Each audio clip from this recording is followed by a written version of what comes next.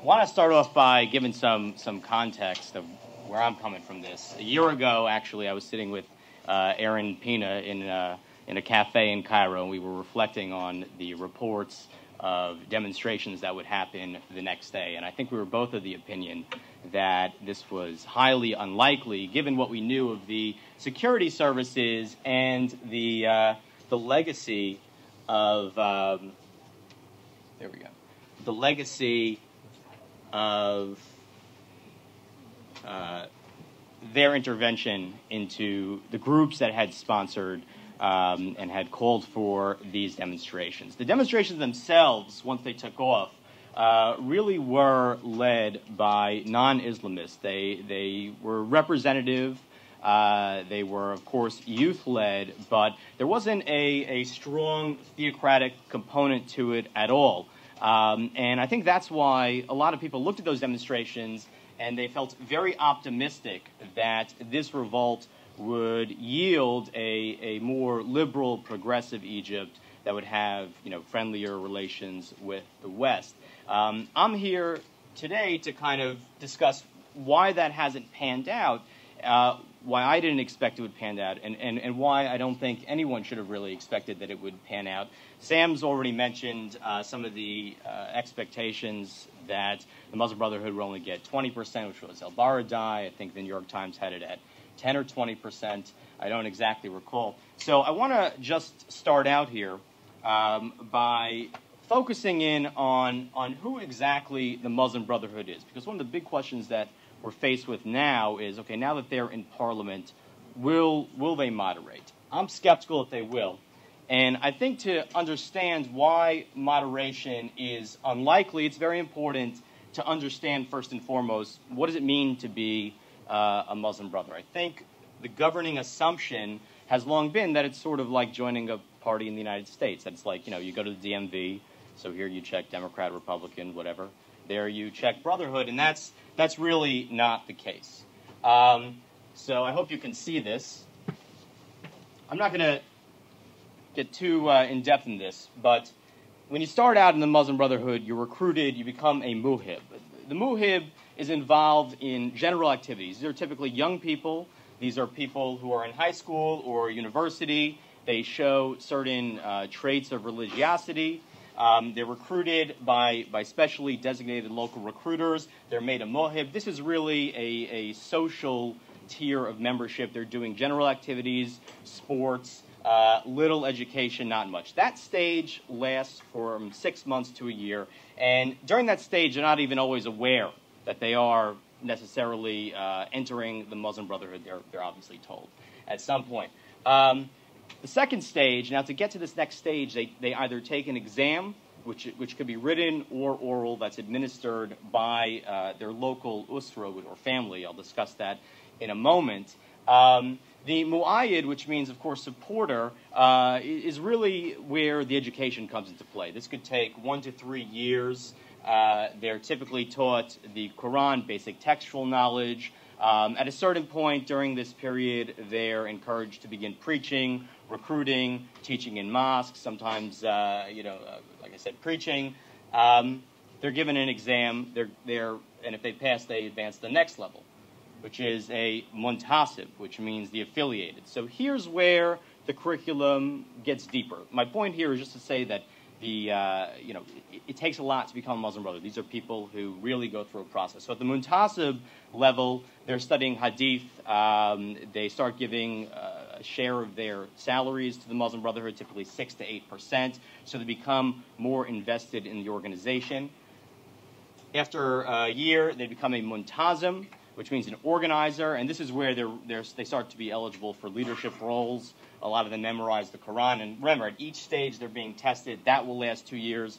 Finally, at the highest level, they become an akhamul. I just want you to keep that in mind, that the people who are really full-fledged Muslim brothers have spent roughly 4.5 to 8, and sometimes longer years of their lives investing in this organization, participating in its activities, passing its exams.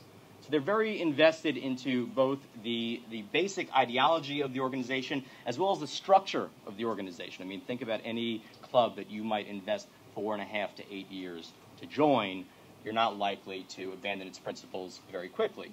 I want to talk now about the nationwide structure, because this really gets to who the Freedom and Justice Party, that's the Muslim Brotherhood's party, who their parliamentarians are. It has a very interesting hierarchy. I apologize for using a right triangle, but it makes it better. So at the lowest level, you have an usra, or a family. Now, families are basically 5-person units. Every Muslim brother, from the top all the way down, meets in their usra for about 3 hours a week. They do text study, they discuss politics, they discuss the news, they discuss their personal lives. This is a very important part of what it means to be a Muslim brother. I'm just trying to paint that picture for you. And those who leave the Brotherhood report that they miss that. There's a social element here that really ties them to the organization and its principles. I'll just go up this very quickly. Roughly 6 to 12 usras makes up what's called a sho'aba, or a populace. A number of sho'abas makes a muntaka. At the higher level, you have the governorate, right? That's the equivalent of a province or a state. A number of governorates makes a kitta, or a sector. And at the very top level, you have what's called Maktab al-Irshad, or the guidance office. It's typically a 15-member, sometimes as many as 20 members or so, office. That is the key administrative body of the Muslim Brotherhood, and it's advised on matters of dogma and ideology and principle by the Shura Committee, which typically has roughly 85 to 100 members. Now, you also have the equivalent of Maktab al-Irshad. They're called administrative offices at each of these levels. So you have a sector administrative level, a governorate administrative level, etc., with a much smaller Shura Committee. So the point of this structure is to do two things, one of which is to really tie Muslim brothers to the organization, and the second of which is to create a very coherent way of passing messages up and down the system, right? So for example, on January 27th of last year, the Muslim Brotherhood sent out a message to its supporters all the way down to the USRA level that they should participate the following day in what would become the pivotal Friday of Rage protests that were really the turning point in the revolt. That was when people left from their mosques, headed to the central squares, overwhelmed the police, the military took over the next day, and the clock really started running on Mubarak, at least in my opinion, at that point. This chain of command was also used prior to the recent elections. Brotherhood activists were told to go out and vote for the Freedom and Justice Party. And I know that because on the first day of the elections, I was going around to different polling places. You had a kiosk for the Freedom and Justice Party in front of every polling place that I visited, and I went all over Cairo the first day. The second day I went to Fayoum. They were everywhere. Well, actually, in one Fayoum polling place, it was just the Noor Party. I'll get to that in a second. So they were ordered to do that through this structure. So this is sort of one thing to keep in mind as to the myth that the party and the organization are two separate entities. Of course, the Freedom and Justice Party itself is led by people who were formerly guidance office members. So the chairman is Mohammed Morsi, the vice chairman is Assam al-Aryan, the secretary general until a couple days ago was Saad al-Khatatni. He has not yet been replaced, but he had to leave to become the speaker. It was a technical thing. I'll talk about the other two in a moment. Mohammed Morsi is sort of an interesting choice for chair, in that there are a couple things that should be emphasized about him. One of which is that under Mubarak, he was the Muslim Brotherhood's key conduit to state security. When state security wanted to communicate to the Muslim Brotherhood, and I have that, from interviews with a number of Muslim brothers, because that's actually what my dissertation was about, the state security's infiltration of these groups. He was the one who communicated with state security. He was chosen for that purpose under Mubarak because he was viewed as reliably a hardliner. He had also been in parliament from 2000 to 2005. He was viewed as someone who could negotiate when necessary, but for the most part, hold his ground. He's believed to have a very good relationship with the Supreme Guide, Mohammed Badia. So that's him. The point here is that the leadership of the Freedom and Justice Party is really just a transfer of a more politicized section of the guidance office. Now, okay, who were these candidates? Who were the candidates who ran, and many of whom won in the parliamentary elections? Well, to select the candidates were selected entirely through the Muslim Brotherhood structure up until the guidance office. So if you wanted to run, first of all, of the Muslim Brotherhood candidates, I believe all, maybe with a few exceptions such as women, but I was told all on a number of occasions, all of them are Akh Amal. If you remember that top level of Muslim Brotherhood membership, these are well-established Muslim brothers who have been through the system, have gone through the indoctrination, etc. So they would apply to the head of their usra. That file would be sent up to the populace level, to the area level, to the governorate level, to the sector level. When they finally whittled it down, those files were sent on to the Freedom and Justice Party, at which point they were chosen. So in other words, again, the people who are representing the Freedom and Justice Party in the parliament are longtime Muslim brothers who were chosen and vetted by Muslim brothers. The distinction between them in the Freedom and Justice Party and the Brotherhood is a completely false one. Okay, Salafist nationwide structure, right? So I'm just going to touch on this briefly.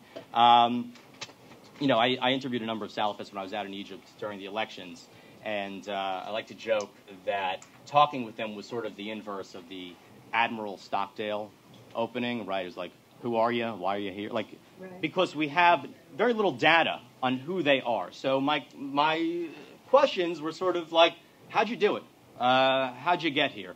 And they said to us, didn't you see the guys with the beards? I mean, you know, have you been to Egypt before? I said, yes, I thought you were Muslim brothers. I was wrong. So what's the structure of the Muslim Brotherhood? How did they win? Well, the answer is, as far as I could tell, they don't really have a structure, right? They're kind of loosey-goosey.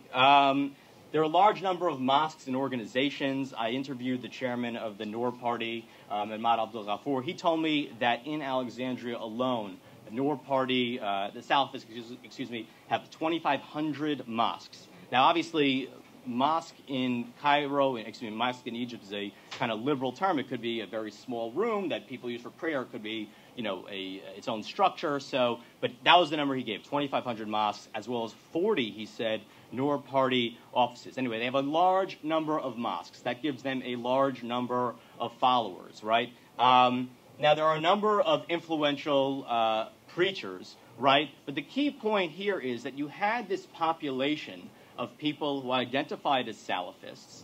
A Salafist party was founded.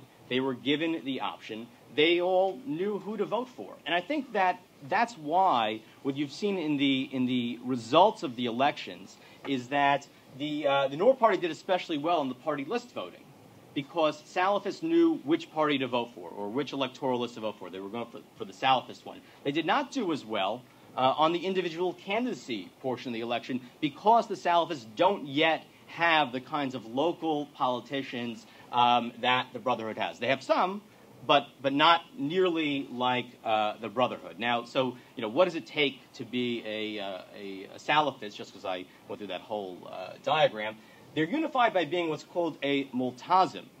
So what it means is there's a moment in your life where you wake up and you decide that you're going to follow the Sharia, the Quran, and specifically the Sunnah, right, the traditions of the Prophet, to the letter of the law. And once you decide to do this, you're a multazim. I mean, that's a very easy thing to do, in the sense that it's easier than going through that whole structure that I laid out for the Brotherhood. It is easy to become a Salafist so long as you're ideologically committed, and that's why I actually think that the Salafists are the greatest threats to the Muslim Brotherhood in the long run, because if someone is a young Islamist and they want to get involved in Islamist politics, they now have a choice. They can go through this really arduous structure of the Brotherhood, which looks really institutional and closed-minded, or you could be a Salafist. Hey, I'm a multazim. You grow a long beard, right? I don't know if it's appropriate to call them the hipsters of Islamism, but there's a certain ease with which one can become a Salafist. Okay, let's go through this very quickly. The Speaker of the Parliament will be Mohammed Saad Khatani. He's this is going to reinforce the point that there is really no division between the Muslim Brotherhood and the Freedom and Justice Party. Speaker Saad al-Qahtani is, of course, a longtime member of the Guidance Office. He was the head of the Parliamentary bloc when the Brotherhood was in Parliament in 2008. He's the one who said that, well, he was one of the ones who said there should be no beach bathing, and he doesn't want to see naked people in bikinis. The leader of the Parliamentary bloc, this surprised me a little bit, is Hussein Ibrahim. Now, Hussein Ibrahim, he has an interesting kind of Brotherhood biography. His story is that he was up for consideration to join the Guidance Office. He had already been the head of the administrative office in Alexandria, which is, again, that kind of governor-level guidance office. But he didn't want to leave politics. So what that means is he was very high in the organization. He was actually considered a possible top leader. He instead will now be the Freedom and Justice Party bloc leader. Assam al-Aryan is going to be the Foreign Policy Committee chairman. You're going to have Saad al-Husseini as the Planning and Budget chairman. These two are both former Guidance Office members, straight from the Guidance Office. They've, of course, had to resign, but they're now, parliamentary leaders. Health is Mohammed al-Beltagi. I'm actually just going to go through this. I'm going to skip this part so that we can get to some other stuff. But one interesting thing to note about the Brotherhood in Parliament, they recently released their list of committee chairman, and deputy chairman. They've included in this coalition Al-Gham al-Islamiyya, which is a U.S. Designated terrorist organization. Al-Gham al-Islamiyya will have deputies on two committees, one of which is youth, which should be worrisome for recruiting purposes. And I think even more outrageous, they're going to have a deputy on the Human Rights Committee, which will be chaired by Mohammed Anwar Esmat El-Sadat of the Reform and Development Party. So the question, of course, is, all right, what will they do? What will this new parliament do? So no one knows for sure, obviously, but a couple points I want to hit on. First is the beach bathing thing. Now, actually, in recent days, the Brotherhood has retreated from this a little bit. The key question, as to whether or not they would ban beach bathing, I think the key question moving ahead, though, is what kind of pressure they're going to get from the Salafists. Remember, the Salafists are really primed to cut into the Brotherhood's base because of how easy it is, I think, to become a Salafist. So if they feel pressure there, it wouldn't be a tough thing necessarily to concede on. I mean, who's going to join the demonstration for bikinis in Cairo? It won't happen. Camp David, I was repeatedly told that they want to put it to a referendum. I actually, one of the guys I met in Cairo was, this past time, was Saad al-Husseini. And I asked him, about this referendum issue, and he said, quote, the people is the power in this country, and we have to return to their main issues, and one of the main issues is the peace treaty. So it sort of puts light to the notion that, well, this isn't really a priority. I think for certainly some leading Muslim brothers, the peace treaty is a priority. They want to put it to a referendum as a way to sink it without being held accountable for it. Lastly, and I actually think most importantly, because it's, I think where we're least focused, is the rights of the Copts. Now, I would ask Muslim Brother, I interviewed this past trip 7 Muslim Brotherhood parliamentarians-elect, and I said to them, okay, in a democracy such as the United States, we have a right to criticize the Constitution. Will you allow people to criticize the Sharia? And a lot of times I got what I would call the Rafael Palmero finger. You do not humiliate my religion. So, for example, Sabra Abu al-Futuh, who will be the minister of the Workforce Committee, said, quote, it's not allowed for Christians to come and say the Sharia is wrong. They are not specialists. Another parliamentarian to be, al-Muhammadi al-Sayyid, said the Christians are Egyptians and true Egyptians, and they will take the Sharia side and not the side of the French. So it's going to be used as a I think, very worrisome wedge issue that I think will have very serious consequences for the citizenship rights of minorities and of secularists. Just to close, a couple questions that can't be answered, can only be speculated on, because we can't predict the future. First is, how hard will the Muslim Brotherhood get get pushed by the Salafists, and on what issues. I think that will really determine the extent to which the Brotherhood acts, let's say, pragmatically, and I'm very skeptical. The second thing is something that actually I think Sam touched on, which is we have to be open to the possibility that in examining Egypt, we might be focusing too much on formal politics, by which I mean, what will the Brotherhood do in Parliament? What will the Noor Party do in Parliament? How will the Liberals respond in Parliament? A lot of what could happen to push Egypt in a more theocratic direction could really happen on the streets. It could happen when, an Islamist vigilante of the type that Sam described shuts down a local wine store, and there's no outcry, and it's burned. I mean, this has happened in Egypt, and it's an informal way